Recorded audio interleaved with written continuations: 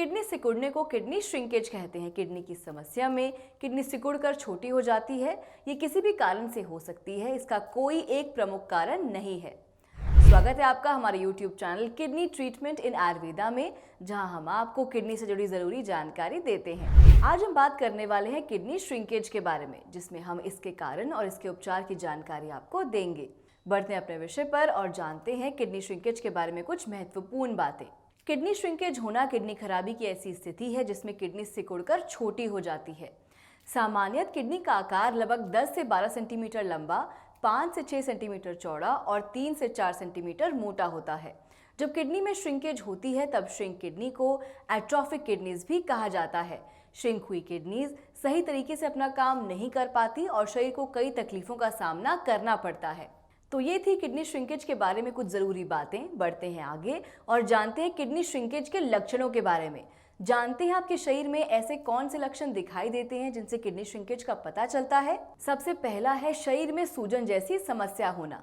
जब आपको शरीर के अलग अलग हिस्सों में सूजन आ जाए, जिसमें मुख्य रूप से हाथ पैरों में सूजन और आंखों के नीचे सूजन हो, तो ये किडनी श्रिंकेज की वजह से हो सकता है।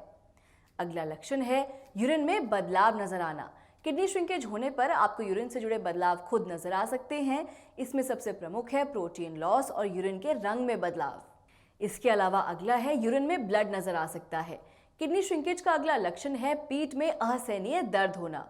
कई लोग पीठ दर्द की समस्या से बहुत परेशान रहते हैं और इस दर्द के लिए दर्द की दवा का सेवन कर लेते हैं। दर्द कुछ समय के लिए ठीक हो जाता है लेकिन दोबारा होने लगता है। अगर ऐसा दर्द आपको हो तो ये दर्द किडनी श्रिंकेज की वजह से हो सकता है, जिसको नजरअंदाज करना हानिकारक हो सकता है। इसके अलावा आपको अचानक से हाई ब्लड प्रेशर की समस्या होने लगे तो संभव है कि आप किडनी श्रिंकेज की समस्या के शिकार हैं, जिसके लिए आपको तुरंत डॉक्टर से संपर्क करना चाहिए। किडनी श्रिंकेज के लक्षणों में एक लक्षण हमेशा उल्टी जैसा मन होना भी होता है। कई बार ऐसा होता है कि आप कुछ भी खाएं तो उल्टी हो जाती है या उल्टी जैसा मन रहता है। ऐसा मन आपका हमेशा बना रहे तो ये किडनी श्रिंकेज का कारण हो सकता है। इसके अलावा त्वचा में खुजली और रूखी त्वचा होना भी किडनी श्रिंकेज का लक्षण होता है। जब किडनी श्रिंक होती है तो वो ब्लड को ठीक से छान नहीं पाती।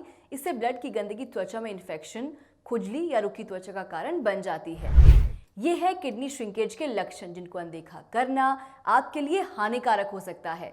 अब नजर डालते हैं इसके कारणों पर। जानते हैं किडनी श्रिंकेज की दिक्कत होती क्यों है। किडनी श्रिंकेज में कई बार ऐसा होता है कि सिर्फ एक ही किडनी श्रिंक होती है, या ये भी संभव है कि आपकी दोनों किडनी श्रिंक हो जाएं। किडनी श्रिंकेज के कुछ प्रमुख कारण हैं जिनके बारे में हम आपको बताएंगे। जब आपकी किडनी की बीमारी आखिरी स्टेज में हो तो ये किडनी श्रिंकेज का कारण होती है। किडनी श्रिंकेज की बीमारी की ऐसी स्थिति एंड स्टेज किडनी डिसऑर्डर कहलाती है।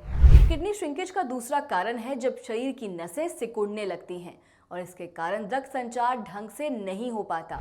इसके कारण किडनी श्रिंकेज जैसी समस्या बनती है। साथ ही इससे ब्लड प्रेशर भी अधिक रहने लगता है। किडनी श्रिंकेज की ऐसी स्थिति रीनल आर्टरी स्टेनोसिस कहलाती है। इसके अलावा kidney shrinkage acute kidney disease की वजह से भी हो सकती है। इस स्थिति में किडनी अचानक से खराब हो जाती है। ये किडनी श्रिंकेज का प्रमुख कारण माना जा सकता है।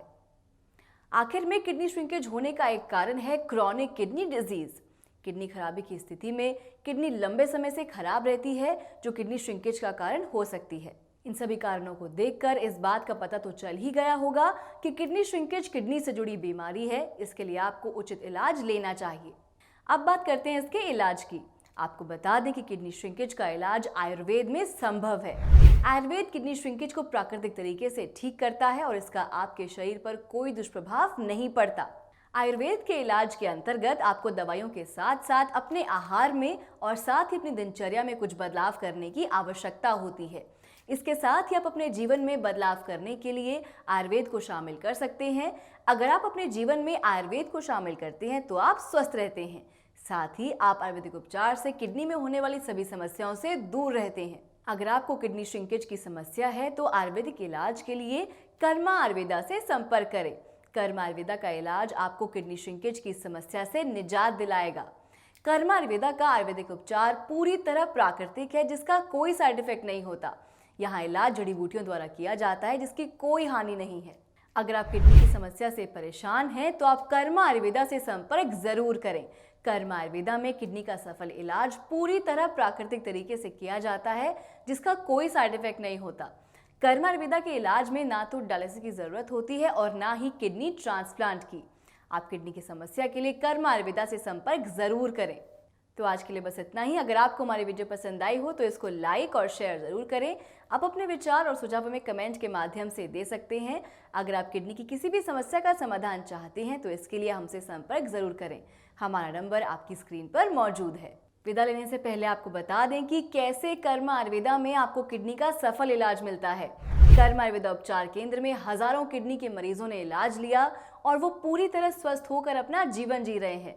कर्मा आयुर्वेदा उपचार केंद्र से इलाज लेकर ये किडनी के मरीज कैसे हुए स्वस्थ, आइए सुनते हैं उनकी कहानी उन्हीं की जुबानी। कहाँ से आए आप?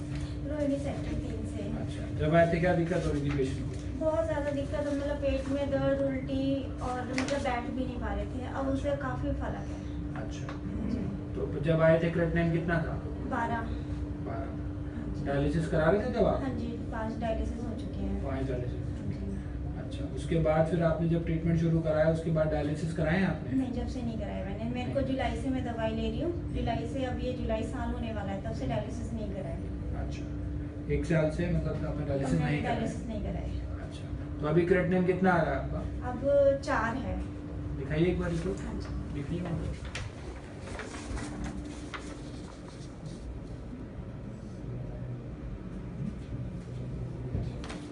जब आप डायलिसिस करा रहे थे तब क्रेटिनिन 12 था। हाँ जी। और बिना डायलिसिस की क्रेटिनिन कितना है? 4। 4। ठीक है। तो देखा आपने कर्मा आयुर्वेदा से इलाज लेकर किस तरह ये मरीज पूरी तरह स्वस्थ हुए हैं। अब मैं आपसे विदा लेती हूँ और मैं फिर आऊंगी एक नए विषय के साथ। तब तक के लिए नमस्कार।